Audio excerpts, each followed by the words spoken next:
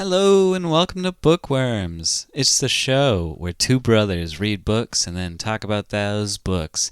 I'm your host, Alex. And I'm Joe, the better brother. How you doing, Joe? Much better now that you're here, Alex. Oh, thanks. I was going to make a joke about how you're old, but then you said a nice thing. Well, by the time this comes out, I will be a year older from when we recorded this. So, yeah, I am old. Yeah, nerd. Okay, then. You can go home. Yeah. So, yes, we are talking about a book that I picked this month. After a couple of slog reads, I figured we should go something a little bit cozier. Yeah, I'm really glad you chose a book that is like a third the length of the book I chose. Yeah, it was nice. This book was it just over 200 pages or just under 200 pages? Yeah, just under. It was like the perfect length for a book. Yeah, and I didn't feel like we were rushing to get this done in time for the month now. The last two was like a real scramble. Like I gotta just sit down and read, and even if I have other things I'd rather be doing. Yeah, this is like, I don't know. This was a great choice. It was perfect. It got me like back into like I can just enjoy reading. I don't have to sit here and slog for 3 weeks through a book that I'm not that into. It's just a simple, enjoyable read, and I'm eternally grateful for you. You're welcome. I do look out for you, Alex. I chose this book specifically for you. I know how much you love a cozy mystery. Oh, I know how much you love short books. You know, looking at your Goodreads, how many your page count is for how many books you read is quite low. Yeah, it's like 230 pages a book or something like that. I think I have like half the books you've read, but I still have more pages read. Yeah, I'm not surprised. But yeah, so I picked a cozy mystery called Death on Demand by Carolyn Hart. And let me tell you how hard it was to get this book. I got like the last battered used copy off of Amazon. It's in no bookstores.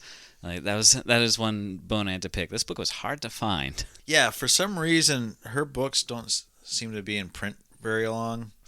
I get it. The cozy mystery genre is a behemoth. I mean, there are thousands of books published every year. So I recently listened to 372 pages quilting cozy verse book that they read for terrible books, and of course they loved it because it was so terrible. they did a over under on which book had more characters, their cozy mystery or Dostoevsky's one of his novels, or was it one of the Russian guys? Probably like War and Peace or something like that.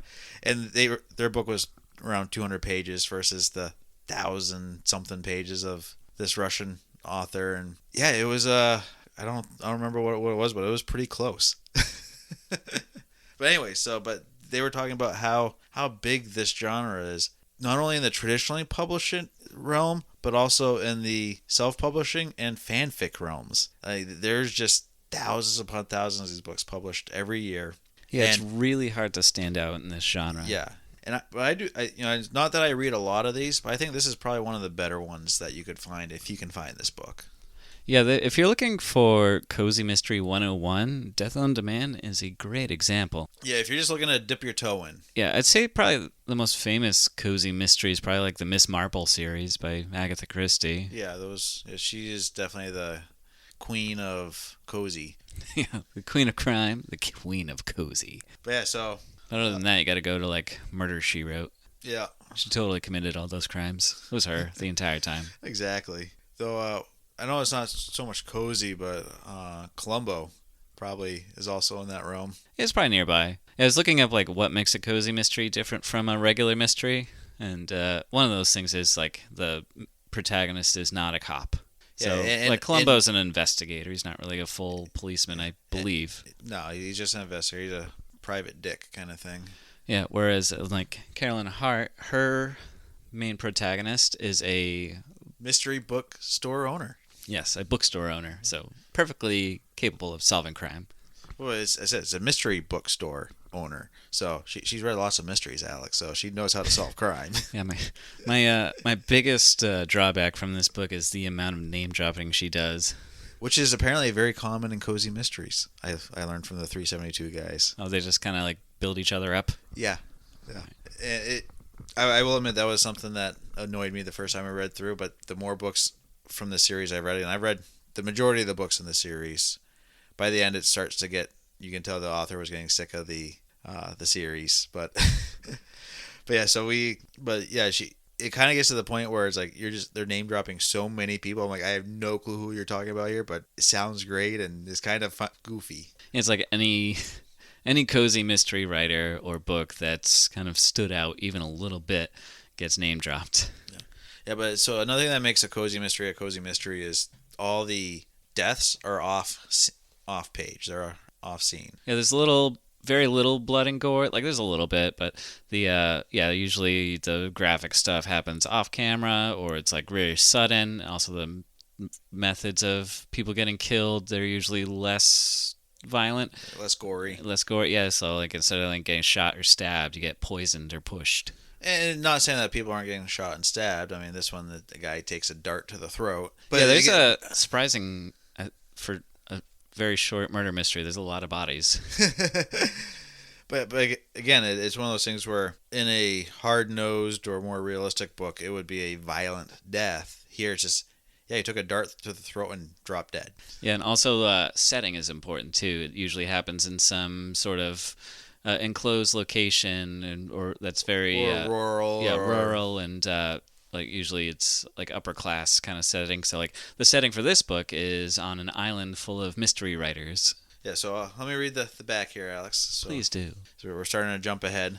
At Annie Lawrence's Death on Demand bookstore on Board Rock Island, South Carolina, murder most foul suddenly isn't confined to the well-stocked shelves. Author Elliot Morgan's abrupt demise during a weekly gathering of famous mystery writers called the Sunday Night Regulars is proof positive that a bloody sword is sometimes mightier than a brilliant pen. With Annie in the unenviable position of primary police suspect, the pretty young mystery maven and her wealthy paramour, Max Darling, embark on an investigation into a classic locked room mystery with high stakes, for failing to unmask a brutal and ingenious killer could mean prison for Miss Lawrence, while success could mean her death. And I just want to pause real quick and dwell on the character named Max Darling. It is very on the nose. It's so good. well done. Yes, it is. And he's just your typical wealthy. I don't know if he's Connecticut. Jesus Christ. I don't know if it's Connecticut money or Rhode Island money, but he is old money.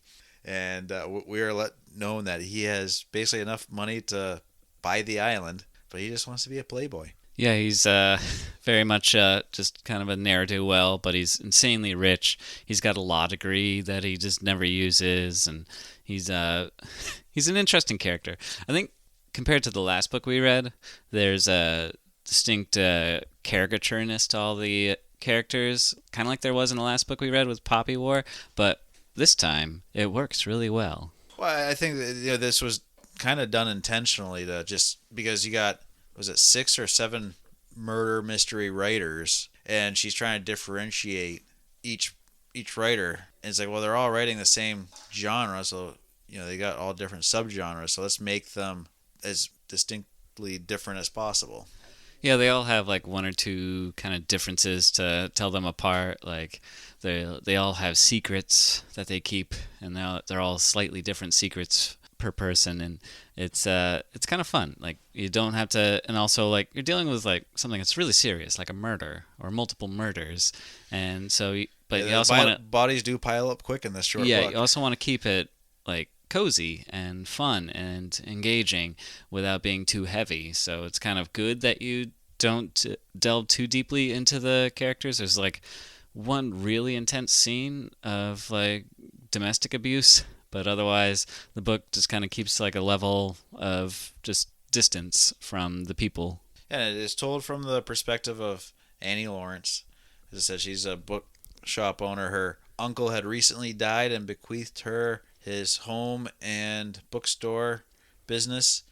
He had fallen off a boat, and spoiler alerts, as we always do. Turns out he was the first murder victim, but we don't know that till over halfway through the book. Yes, and Annie is a failed actress who's kind of on her last legs, so she's desperately trying to make this bookstore work so that she can survive. She dated Max in college, but decided that she didn't want a guy that just was a louse, even if he was filthy rich. So she ghosted him. Yeah, she disappeared to Broward's Rock. I think they were in New York before. New York. And the story kind of picks up as Max finally finds her. Well, so the story actually starts with a murder. Oh, that's right. I was going to read the beginning too. Good thing I'm here to keep you on target, Alex. Yeah, it's a good little... chapter 1 is like a quarter of a page long, and it's a great setup. Alone, each item was insignificant. Some were easily found. A few were stolen from friends or acquaintances, but their value was so slight that the losses occasioned mild puzzlement and nothing more. A pair of doctor's rubber gloves, a spool of black extra-strong button and carpet thread, a handful of assorted keys, clear fingernail polish remover, one dart. There was just one more item, the most important one of all. And then it goes into a vet tech heading towards her clinic. Yeah, because she has to feed the dogs or give medication to the dogs there, and she walks in on a robbery and gets brutally murdered. Yep, Jill Kearney becomes our, I guess, first victim within the confines of the book, but the second victim overall. She gets clobbered over the head. We find out probably the intent wasn't to kill her, it was just to knock her out so the killer could escape, but she had a thin skull, so she got killed. Yeah.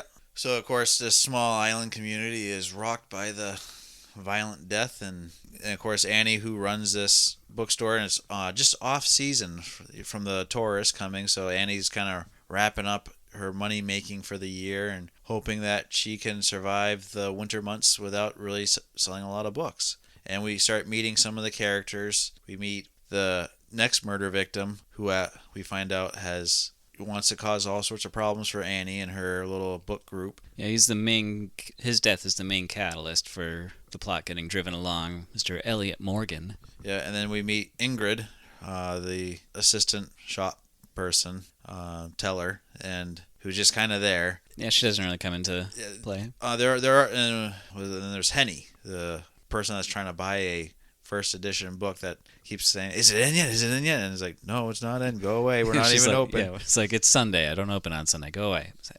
You told me I'd be in. But and a lot of these characters that are mentioned here but don't really have a story do gain more prominence later in the series. Okay, so it's like set up for future. So this is all set up. Like Henny ends up becoming Annie's one of her closest friends and helping her solve all the murders in later books. Okay. So, and Ingrid is just kind of there to so Annie can solve mysteries and still have someone at the shop to actually sell books and give her income. Makes sense. And supply snacks when they're having their big meetings. Less there to drive the plot and more to fill in the plot holes as they go along. Exactly. And just a quick note, this book was published in the late 80s, I believe. Yeah, 87. Yeah, so it is kind of interesting reading this, and it's like, where are the cell phones? Oh yeah, there are cell phones technically, but only someone like Max has one. Yeah, it was kind of like that when we did Gone Baby Gone, which came out in the 90s. Yeah. It was like slightly more technology, but it's still very... You got to step back into the past a little bit. Well, one of the big things is that she gets basically a floppy disk, and there's only one computer on the whole island that can actually read said floppy disk, because apparently back then, I don't know if this was true or if this was just a convenient plot point to put her into this guy's home, to Elliot's home. But basically, he had a special computer that only, the iOS or whatever, the program only worked on his computer. They couldn't switch over to a Mac or a whatever other kind of computers they had back then, because they're all basically custom made. Because remember, this is the mid to late 80s. Yeah, computer technology for like consumer use is a lot simpler back then. I don't know if you remember the computers we had growing up in the early 90s. That's basically what I'm picturing. But yeah, so... Yeah, this is the age of like Atari, as far as graphics go.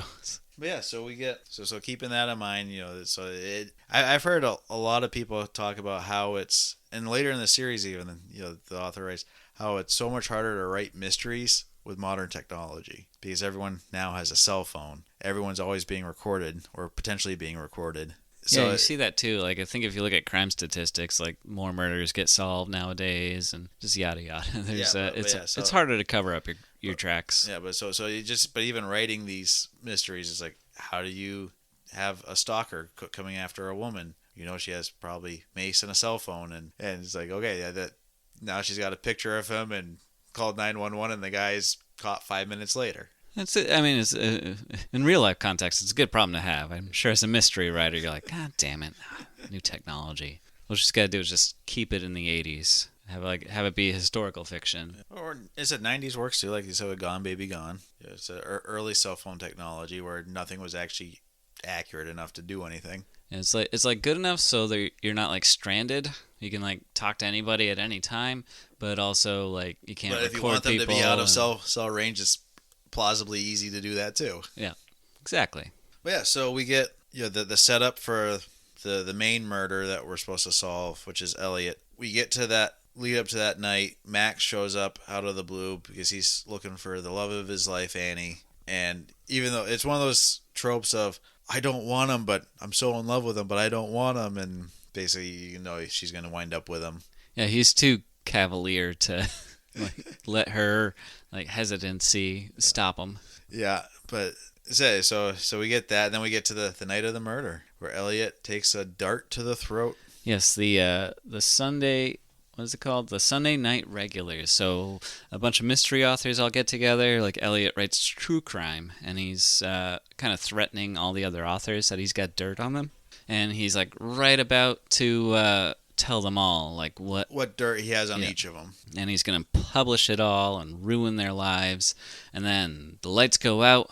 There's some thuds and some yelling. It's a thud, some kerfuffle, and it goes. She flips all the breakers back on, and Elliot is dead. And the whole thing with the breakers seems kind of convoluted at first because it's like, but you just kind of, this is one of those things where you just kind of have to go with it.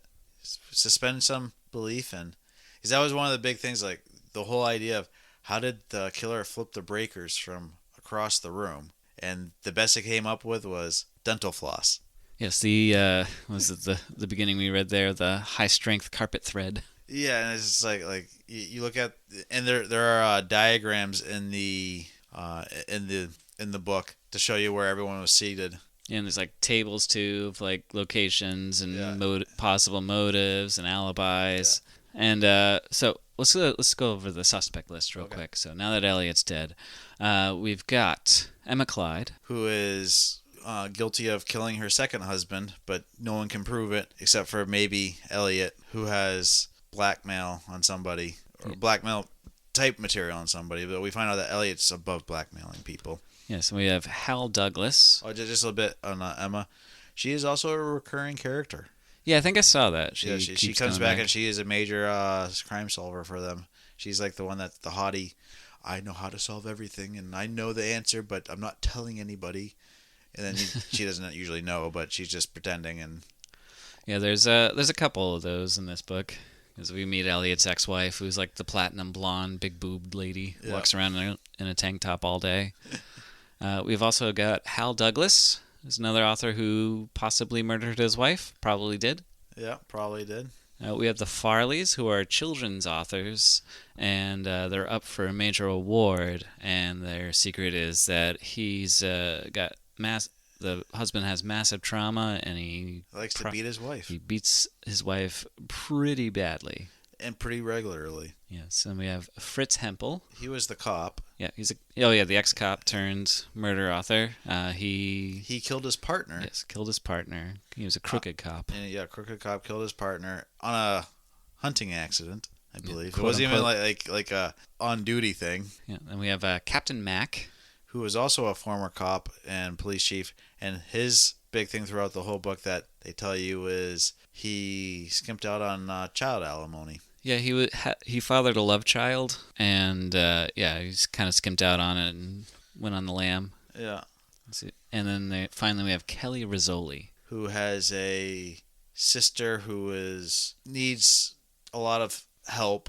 I don't know if it's what we're not sure exactly what it is. She's really only in one scene, and like the takeaway is that she's crazy. Yeah, she's crazy and gets violent, and her sister is trying to protect her, but at the same time just locks her in the house all the time and kind of hides her away. And it was kind of skeevy and weird, but she's also one of those people that she was a therapist or went to school for psychology, so she's playing mind games with everybody around her. So one of the things is like, is the sister really crazy, or is she just being locked away and trying to escape? And lo and behold, guess what? She's a redheaded. of course, Yeah.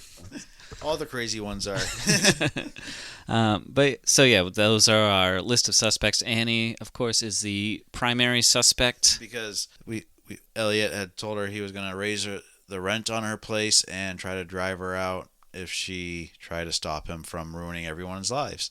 She's also the only person who like moved when the lights were out, and she also like it happened in her place. Yeah. So And her other motive she's was familiar with that area. She had been engaged to someone else before Max, faked a pregnancy because a friend of hers was pregnant and didn't want the family that she was married into have the kid. And then the fiance got really weirded out about it because he saw that like He was a very black and white, follow the law kind of guy. Yeah, so he was unable to process that. So like that's Annie's dirt. She helped somebody cover up a pregnancy By claiming it was hers. Yeah.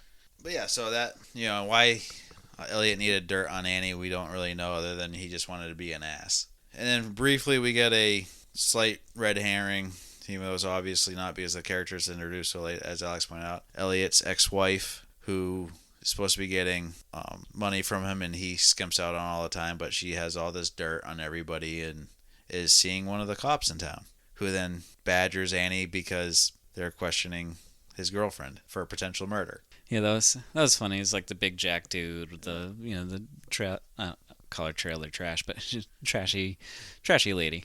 Yeah. So that's our suspect list, and basically for 100 pages, Annie and Max go about trying to solve this crime. They drink a lot and talk to people. Yeah.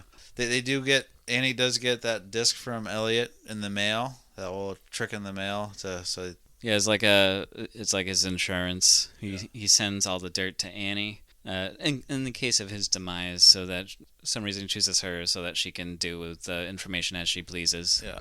And so Annie realizes the only computer that will work to read this file is at his house. So she breaks into his house, opens up the file, sees the list of everyone in the club that had dirt on, sees her name. Instead of reading everyone else's dirt, she goes to her name, starts reading what he has on her, which is where we discover about the first inklings of what she did, where she takes a bonk to the back of the head and gets knocked out.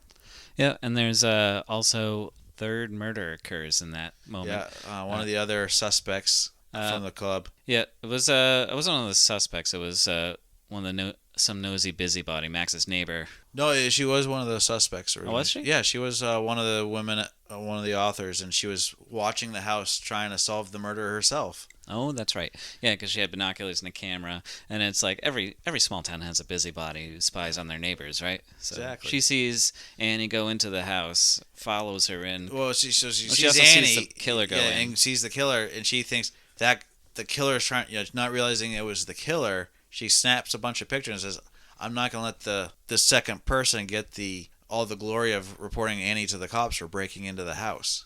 So she goes running over and gets herself killed. Yeah, she dies, and Annie's now at yet another murder scene. So she's got motive for all three killers. There's also motive for her killing her uncle, because that was originally ruled as an accidental death.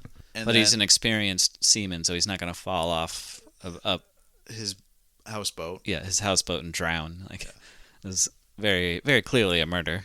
Yeah, but again, small town, so that went under the rug real quick, but all of a sudden the local cop, chief of police, is hot on Annie's tail and wants to pin 4 murders on her. Yeah, he was very close with Uncle Ambrose, so I think he's kind of hot to pin it on Annie because he kind of suspected her all along because she's the one who profited most from the uncle's death. And she is the newest one in town because she'd only been there for a year, even though she spent most of her summers there. Everyone else had moved there and had been residents for years at that point. Yes. So Alex, how long did it take for you to figure out who the killer was? I honestly don't really try to figure it out. I like to just kind of read it and watch it unfold. So I had no clue. I think I was telling you before we recorded, since everyone had a motive, nobody had an alibi, I was thinking, I don't want to spoil Murder on the Orient Express. I think it's old enough, though, just in case. I thought it was going to be one of those... There's a recent movie on it, too. So. Yeah, I thought it was going to be one of those situations. Like, it was going to end similar to that, where since everyone had a motive and everyone had an opportunity, everyone was the one. Like, they all got together and planned to kill him. But it didn't turn out that way. I was a little surprised by that. Technically, I was right, because one of the people did kill him. Just not everybody. So the first time I read this, which was shortly after college, I think, or right around college, I had no clue. I was bouncing around. It could be this person, it could be this person. Like, I think I knew pretty quick that Emma was a red herring and she was too obvious. Yeah, I think it was very up there with the couple with the wife beating was a little too obvious. I think I went with the Fitz there. Yeah, he would have been a good one. Yeah. This time though, I had no memory of who the murderer was, but as soon as we got through that murder of Elliot, and everyone's kind of going through their who had motive, what the motives were. I'm like, yeah, it's Captain Mac. Yeah. Yeah. Spoilers. Captain Mac's the killer. Yeah. So it was pretty obvious if you know what you're looking for these, because a lot of these cozy mysteries have this similar formula where to try to hide who the killer is, they try to talk about him as little as possible while still making him central in the case. And Captain Mac putting his nose in the case, but when it came to his motive, it was like, really, that's it? Yeah, he's the kind of douchebag that will he'll steal your stuff and then help you look for it, which is exactly what he does. He kills 4 people and then helps solve the crime. Or I guess he gets close to the case so that he can obfuscate and obscure what's happening, but he's acting like he's helping. And that's it. That's kind of like the biggest giveaway, is that he's the most helpful out of all the suspects. He's not just trying to go about his business. He's trying to help solve the crime. And again, you find out about Uncle Ambrose's writing basically a true crime of 4 unsolved murders, and they mention it very briefly and only once, and then act like how did Captain Mac have any connection with Ambrose's cases? One of the murders happened in the city that Captain Mac was the police captain of. It's like so okay, there's your connection, but it just completely brushed it on the rug. You mention it once and it's like, okay, but it's that if you're looking for the clues and you're looking at the way a lot of these cozy mystery writers put it to try to hide it, you can usually tell pretty quick. Like right now I'm reading the first Hercule Poirot book by Agatha Christie, and he said a murder happens, like, oh yeah, it's this guy. Yeah, she has a couple Poirot books that are a little harder to get. Yeah, and I'm not saying like Murder on the Orient Express where it's all of them, and it's like that's the last thing you're gonna expect. And yeah, she has some really good plot twists in some of her books. I gotta read more of her stuff. I feel like I've read all the big ones though. Yeah. Like I read Crooked House, and then There Were None, or Express, Murder of Roger Ackroyd. After Then There Were None, I was like, I'm going to read all of her Perot books and Marple books, but I'm going to read them in order. Joke's on you, between the two of those, that's like 50 books. I know. It's like, this is something I can go until I'm like 50 here. Yeah. Well, you got a birthday coming up. Yeah, so coming up quick here. I better get reading. Yeah, after... But so the way they figure out that it's Captain Mac is basically they find the camera of the last murder victim, and they have to go back to the mainland to get the film. What do you call that? Developed, yeah. Back in the day when you couldn't just look up there were no digital cameras, so you had to look it up. You couldn't just click on the screen and picture freeze it. So they had to bring it to develop film. Like a Kodiak developer. Kodak, yeah. Kodak, we develop bears. Hey, they're the biggest in the world. But Annie can't leave the island, so Max has to go by himself. But Annie figures it out through just pure speculation. Yeah, the way she figures it out is really dumb. And that's kind of the theme of all the books in the series, where the way Annie figures out tends to be the total wild accusation until she gets it right. And then Max or whoever else she's working with ends up doing all the actual legwork and figuring out this is how it's done. But they always figure it out exact the same time. Yeah, it's like the remember that show Psych? Yeah. Where it's just like, even if he doesn't have who the killer is, he's just gonna filibuster and fill space until it finally clicks.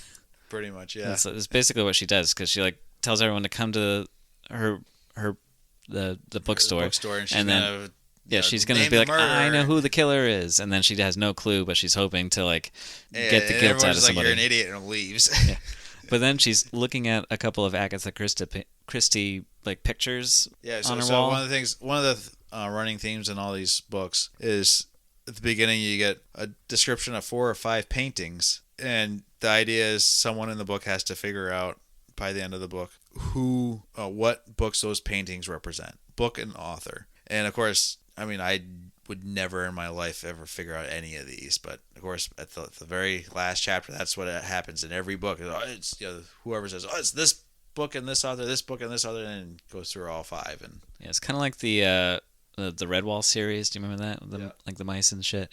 yeah, I And like remember those. every book has a riddle you got to figure out to like find the magical item that'll I don't kill the remember king. that, Oh, but like the Martin the Warrior's sword's hidden somewhere in the abbey, and they gotta solve a riddle that he left to try and find it. yeah. Like it's a whole thing. But yeah, it's similar to that. She's just like looking at the paintings, and it just like clicks. Like, oh, it's Captain Mac, and also Max is on his way back from the ferry, and Captain Mac's probably on his way over there to kill Max and steal the film. Yeah, so even though he knocks out the cop that's monitoring Annie, and he could have killed Annie, but he just decides to leave her alone. Yeah, he cuts the power out, knocks out the cop, and then Annie's just fine. I think the whole time Captain Mac obviously has the huts for Annie, even though he's in his 50s and Annie's like 22. So it's like clearly he's just being a perv. Yeah, yes. He's got that southern hospitality about him. He's like giving her mint juleps and all that stuff. But it's yeah, he's a weirdo. Yeah, I liked him. I kind of wish he wasn't the killer because I liked him and he would have been fun to keep reading. But anyway, Well, that's I how it think is. Salter, the police chief, kind of takes that role eventually. Okay, yeah. I imagine he probably warms up to Annie Yeah, eventually. it It's basically usually warms how up it and they goes. become best of friends, and then he retires, and then so they can kind of use him as like the retired police chief type thing, where he's just off in his fishing boat all the time, and then comes in. So Oh yeah, this is how you solve a murder. so it is like Psych with Sean's dad being a retired police chief. Yeah, exactly. But yeah, so it said basically. Oh, yeah, we also learned that Annie was a softball sniper with ability to pitch 100-mile-an-hour fastballs, and Yeah, that's part of the reason she's a suspect, actually, is because the dart's a thrown item, and she was a highly accurate softball pitcher. even though Which it's I don't totally picture her different throwing the kinda- dart. I don't picture her throwing the dart underhand, but whatever. Yeah, but I mean, these are a bunch of men that are accusing her. They only think baseball. They don't think softball. Yeah.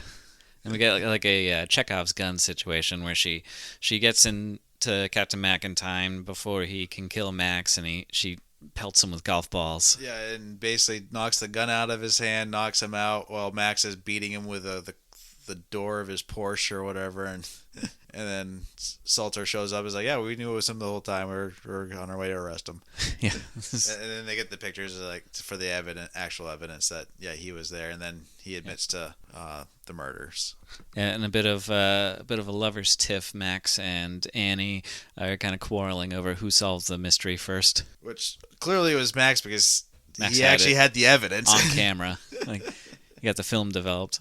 It's funny, like he literally just spends the entire time drinking and then solves the crime. Pretty much. He's just like, oh yeah, mint julep, beer. Let's go across. Let's get on the ferry, drive across. I'm gonna buy the ferry pilot a beer, and then we're gonna come back and have some beers. Yeah, he's literally just the guy you want to party with. Yeah, that is his superpower. Yeah, and Annie can't resist his charm. Like throughout the book, they're coming together, and that's and then he finds a way after the crime's solved to stay on the island. He starts renting a building and opens up a detective agency on the fly, or private investigation agency. Which you find out that it's not really a true private investigator because you have to have a license for that, and because he never bothered to get his bar or become a cop, he can't legally become one. So he's just kind of like, again, like Psych, where I just help people find things. I'm not a detective or an investigator. And basically he's just a private dick, and there's very little to no business, which is because they're on a tiny island, which suits him perfectly fine. That he just sits in the office playing mini golf all day. Yeah, it sounds like it's golden for him. Exactly, and he's next door to Annie. So he can just, every day at lunch go out, hey, we're going to lunch now and have a lunch date. It was his goal all along. Pretty much. Don't you know it? So what are your final thoughts, Alex? Well, I wanted to. There was one line in this whole book that really jumped out at me. Oh, okay, It yeah. just made me laugh. Too much curiosity killed cats and people. Anyway, just couldn't resist.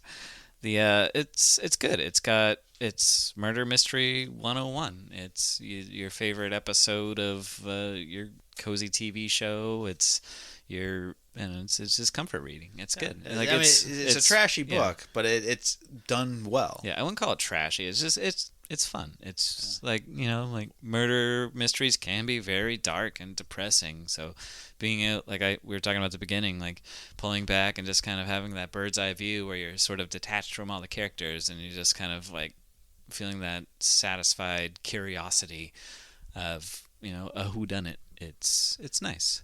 So this is just a guilty pleasure kind of read, something that's easy to read in the middle of summer or middle of winter, or just whenever that you're we've been reading a lot of books that are really heavy lately. I feel like on this podcast, where they're either trying too hard to be deep or they are actually fairly deep, whether they succeed at it or not, for quality. But this was just like, no, this is just a fun read. You don't.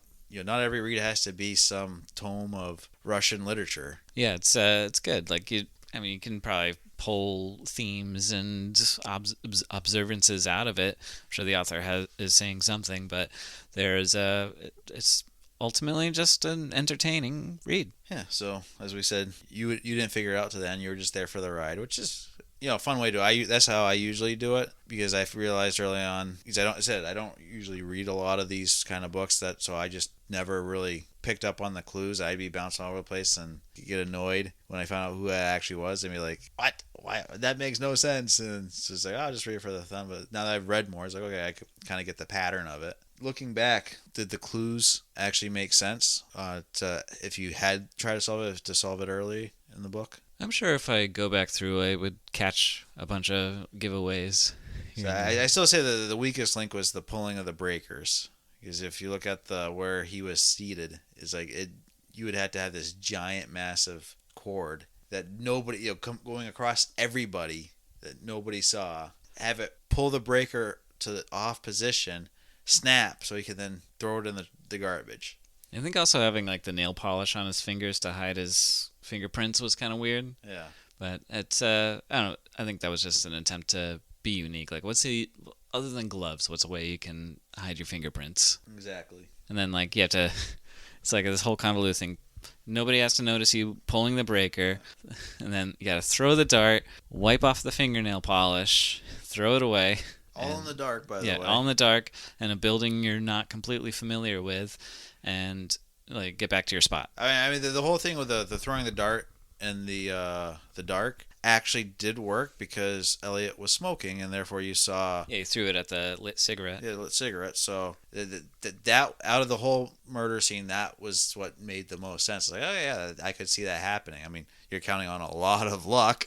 Also, like, you can tell his plan wasn't going to work when he killed the veterinarian, because he's like trying to steal the dart was poison, so he's had to steal a poison for the dart, and that got really convoluted. It's like, only this poison will do. So, and then he ends up killing somebody. I'm like, I would rethink the plan to murder another person if you just had to kill somebody for a vial of poison. Yeah. You said the name dropping for the different authors was getting a little annoying. Especially before the murder. She's just like going over the list of like books in the shop. Yeah. Like, did you recognize most of the authors? Not really, no. Like, I mean, she had a whole shelf dedicated to Christie's, which is terrible for salesmanship, because, like, yeah, Christie sells a lot, but also, like, it's a small island, and she's available everywhere. You'd think you'd want to find books that have a wider range of appeal, but yeah, it's whatever. Yeah. It's not my bookstore. Yeah, she does brisk business. And don't forget, it's the tourist industry is where she's really trying to sell them. I also liked how her business picked up after the murder. Like, Yeah. it's like a death at a murder mystery bookstore. And they're all like checking it out. And the prime suspect is the owner of the bookstore. And she's like trying to hide. I'm like, sweetie, go out there, mingle, because people want to rub elbows with a killer. Yeah, I like the just like almost like complete disregard for human life in that whole scene. Everyone's just like nosy Parker, just like, oh, let me see what's going on here. How would you compare this book to Agatha Christie books that you've read? I think it's I don't know if it compares to Agatha Christie. Like Christie's the queen of crime. She's Well, not. reading now 2 of her books. I mean, obviously she has a very British way of writing, but she's British. Christie is. But just the era she wrote in, there's a distinct writing style that just has that better feel to it, where this is written more common modern language that everyone writes in, so it feels common, where Agatha Christie feels that step up. Yeah, Christie's like, I think as far as character development goes, like I think Carolyn's kind of like on that level, whereas like again, you're not very attached to the characters. Like they all have more distinct traits than they are a complex human being, but Christie excels, and she's kind of even today like untouched in this level, is her ability to plot these stories and like really tie up, like there's loose ends in this book, and Christie does a really good job tying up every loose end so that who the killer is at the end makes sense. And it's, you're like, there's red herrings and there's every element of murder mystery, and but there's a lot less filler in Christie books, where this one had a lot of filler of Max and Annie having sex off screen. Yeah, it's tightly written, it's tightly plotted. Like each book is just a unit of murder mystery, whereas this one they're trying to pad it out a little bit. Even with 4 murders, the story got some padding with romance, where Christie tends, I don't know if that's just a British thing, but tends to avoid the romance because Poirot is older and doesn't seem to be interested in women, and Miss Marple's an old spinster, and even her standalone novels, there's not a whole lot going on. Like there's the occasional like an affair, marriage affair or something like that. I think that has something to do with Christie's personal life, honestly, because she had to deal with affairs and things like that in her personal life. But yeah, there's not a lot of padding. It's all just like, here's a death, we're gonna solve the murder, and we're gonna give you false clues and false leads, but everything is murder related. Yeah. And if it doesn't seem murder related, it does get tied back into being, oh, that was actually related to the murder. Where this, there's just, like I said, there's just frivolous stuff that happens that has nothing, like all the beers that Max is drinking. A lot of the stuff has nothing to do with anything. It's just drinking with buddies, or I'm having a drink with Annie and we're gonna make love later because we're both just horny teenagers essentially. Also, like Hercule Poirot, Max Darling, like, who's gonna be the better detective? Oh, Max all the way. Come on. I mean, with a name like Darling. Wait till you get to meeting Max's mom. Oh boy, that is a character. So for all you people that are interested, keep reading the series. It gets better before it gets worse. Yeah. I have a feeling that this is the only Carolyn Hart I've read, but I have a feeling it's gonna be consistently good, like on this level. Yeah, so they're all similar in this level. I think she does start kind of getting better at it. She definitely develops more characters into more 3-dimensional type things, especially, like I said, a lot of these recurring characters. But then it said, I'm getting towards the end of the series, and you can tell she was getting sick of writing the series. Yeah, it gets a little rote and formulaic. And just, you can tell she's sick of Annie and her shenanigans and just kind of mistreating her. I think you mean shenanigans. That was a good one. That was good. Okay, so last question, Alex. I know we've kind of touched on it. What are your thoughts on the cozy mystery genre, and how do you compare it to other subgenres of the mystery sphere? I like it. I haven't read too many cozy mysteries, actually, but I really like watching like cozy detective shows because they're fun. Monk was awesome. Monk was great.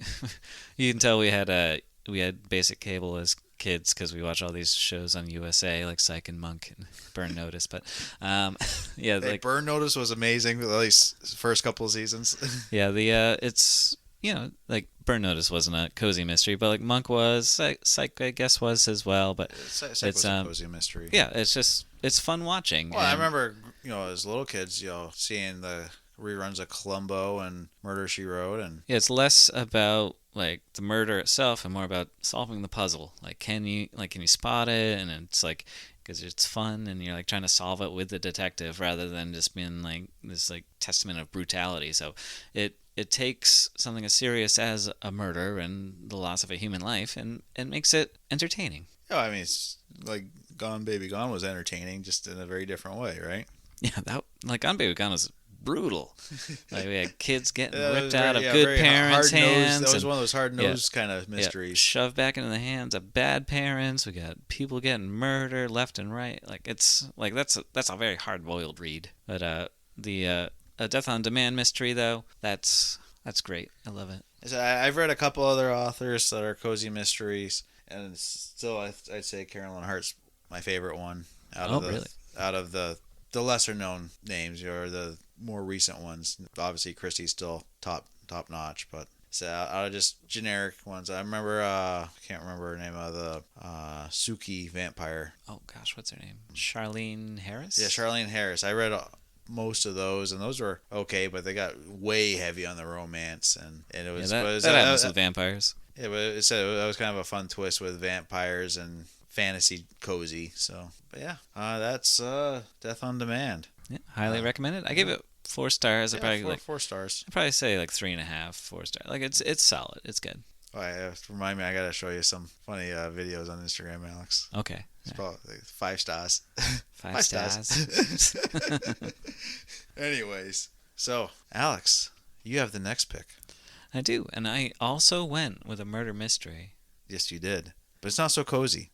And it's also, I guess it's technically historical fiction / true crime. Probably very heavy on the fiction.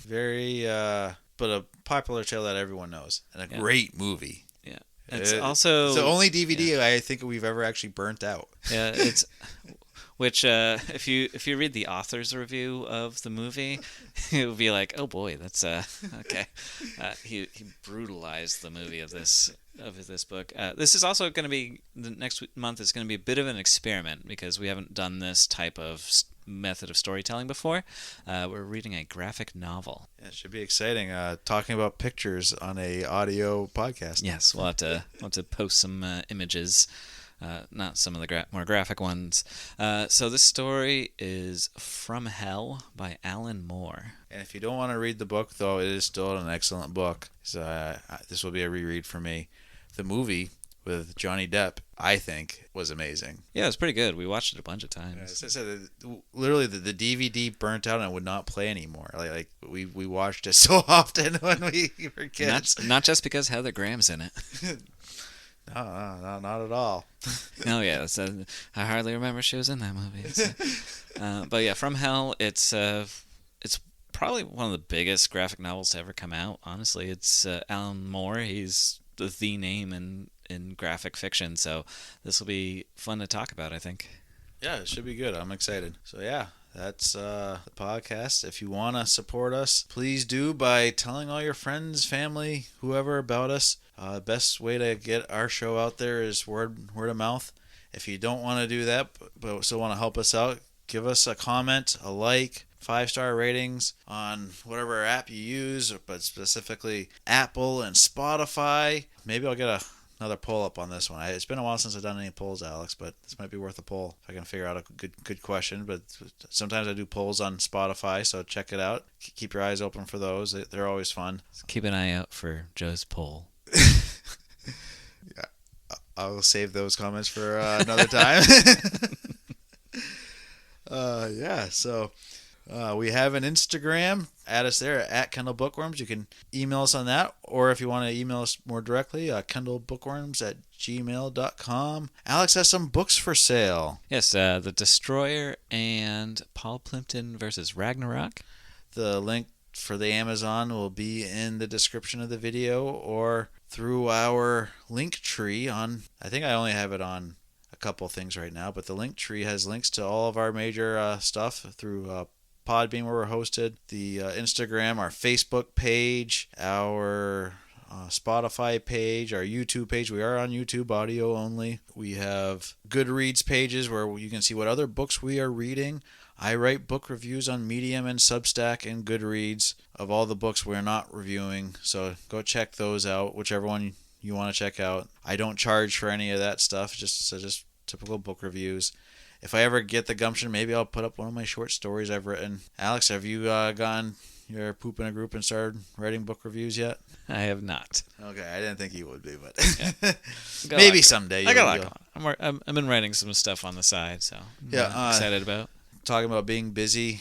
Hopefully we'll have some good bonus episodes coming up, but there might be a few months where we have to skip because I am back in school getting an MBA, and Alex is working 3, 4, 5, 6 jobs and in a production at a theater. So as a guy with an MBA, I guess I'm a master's of education, but as a guy with a master's degree, it's really fun working 3 jobs at once.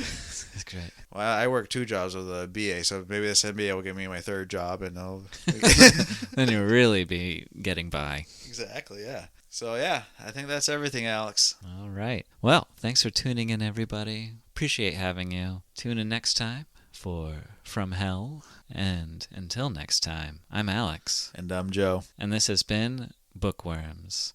Out.